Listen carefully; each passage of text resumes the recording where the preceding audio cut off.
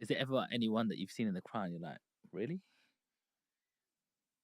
Donald Trump and Candace Owen, I would just baff to just see them there. You're joking. Yeah, Donald Trump. that was the Kevin Holland fight. Again, he's a massive UFC fan. Yeah. So, and I forgot that because I know I've actually been there. I was there the following year, which was interesting as well because I was the year before. Kevin Holland was actually fighting on that show. It was I went to go see my boy Izzy. Izzy was fighting Pereiro. He got the one back. And I was in the crowd watching, and then the full year later, I'm there again. But also Donald Trump was there, and I didn't think about it, but when he was there, I was like, oh snap! Like gave him a little wink and then carried on going. I saw Candace Owens there as well. These are people obviously I'm very like I like to kind of understand what's going on with certain things. So I look a lot of like I've seen a lot of like Candace Owens podcasts because she can be quite controversial. Yeah. But I like some of the stuff she says. Not everything, but I like some of the stuff she says. I like to try and understand some of the stuff that I'm against, but she says. Obviously Donald Trump as well. Donald Trump, any differences when you see him in real? No, he's still Donald Trump, and I'll tell you now, no matter who's fighting on that show, nobody gets a cheer louder than Donald Trump. In Miami, every time he stood up, he just stood up. The crowd goes nuts. Yeah, nuts. And then he sits back down. It's just like quiet. And obviously, like you got the key fighters that come out, and it's people making noise, but it was nothing.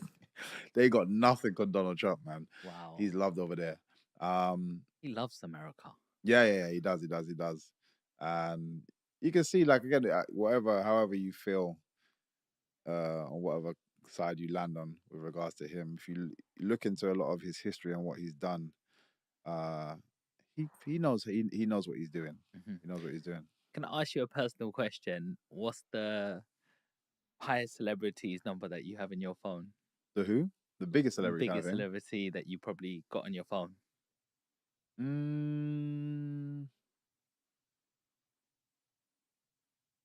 I guess it would be 50. But everyone's big in different ways. Like yes.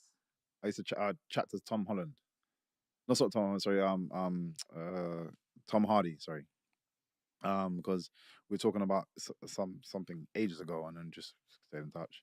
There's big musicians that I chat to all the time. A lot of them are more so from over here. Yeah. When you ring 50, does he pick up straight away, or would he get back to you in a week or two? Like, are they really that busy like you think they are? Yeah, it varies. He can get back to you months down the line, or he can get back to you straight away. It varies. So yeah, and he I know is so active, and he's a person that if you are, and for people that are busy as well, I get that. If he's a person, if you are not in his field of view while he's doing something, you can be forgotten very quickly because he's hustling. He's always moving.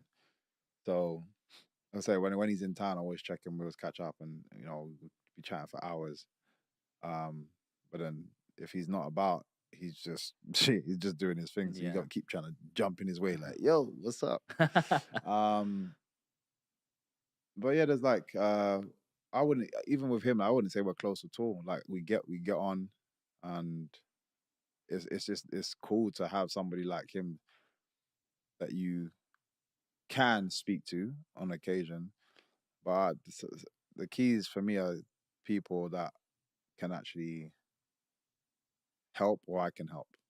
You know what I mean? Like those are the interactions, and those are the relationships that mean more. Yeah. Like I respect all of these other guys. Yeah. But these ones are more integral, more key, especially to my growth. So ask me the same question, bro. Who's in your phone? Michael Venom. I love you, bro. Respect, man. Come on, bro, man. Honestly, you're that guy. Like, there's certain people who break barriers in your beliefs. When I first came on social media, I met a guy called Samuel Leeds. Very controversial. Some people like him, some people don't. Does a £1 course. Yeah, you might buy another course after that, but he does get you results as well. Okay. Whether that's breaking beliefs. And when I've started this podcast world, obviously I've met a lot of people, but when I met you at the O2 and how humble you are, I was like, there is real people out there. He doesn't let none of this get to him. And that's the biggest thing. I respect that more than you're fighting. Yeah. I'm sorry, because I respect you in the cage as well. I'm like, I don't know how he does that, but that's his profession. Yeah. But outside that profession, like, I'm not going to name any names, but I've met fighters and they don't have that energy. They're like, how much am I getting paid? What's in it for me? Yeah. And then cut off straight after. Yeah. And it's just like, you just feel, a bit different. It's a difficult one because I'm being myself, but then there have been times where I'm like in the reverse role. When I'm being nice, you can also have people take advantage of that. So then I also understand when I see some people in the similar statuses as myself be cold.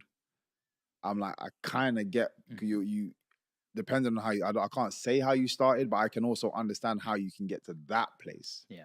Where if people have, messed you about too many times, you're like, hell no, I'm not allowing this again. And then I create certain channels for you to have to go through.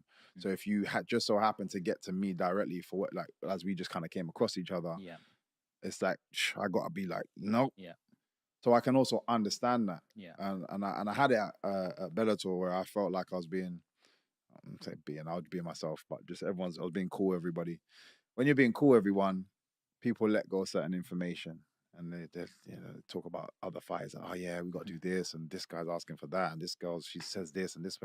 So you get all the little information. I'm not even asking, you just through conversation.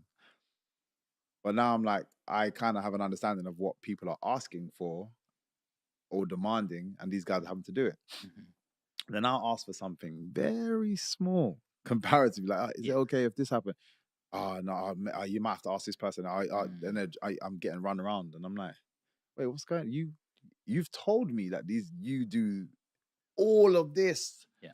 These people are like, oh man, they need 20 people to come, and you have to run around and get all these 20 people. I asked if one person can my brother come with me? I'm not sure. Like, you have to. And there was a phase where I got cold with a lot of people just because I felt I was being messed around a lot. I got really cold with a lot of people. Everyone felt that, obviously, because I'm usually like more like, you know what I mean? And after that, I got treated 10 times better. And it was disgusting. I actually felt, I hated the fact that I had to be this way for people to, like, people come up to me like treading on eggshells because they're like, oh wait, something's off with MVP. So they're like, oh, is everything okay? And I'm just like, yeah. And then I'll be like, oh yeah, I need this stuff. Oh yeah, we'll get done together. I'm just like, why did I have to be cold for you to respond that way? So like I said, everyone's got a story, and I'm not excusing bad behavior at all. Because I don't feel like I need to do that. But I also can understand how you can get to that place. Yeah. Some people, not everybody is. Some people are just like that, and they're just, in my opinion, they're just assholes. So it's them. But I can get when you having to be that way as well.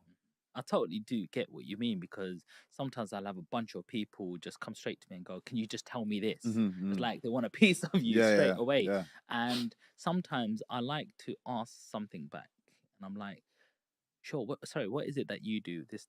Oh, I need a little bit of help in that. Can you help me also? And then when they go, oh, we can talk about that. I'm like, you're not giving me that same energy. Yeah, we can talk about what you can do. Like, that's what I've had to learn, because before it's like sucking your energy, sucking your energy, giving. And then when you ask for one thing back and they don't, it actually, well, for me, it hurts me psychologically, because I've done so much for you and other people. I give out good energy. Why can't I just receive it back? 100%. We're all human. Why can't we have that exchange?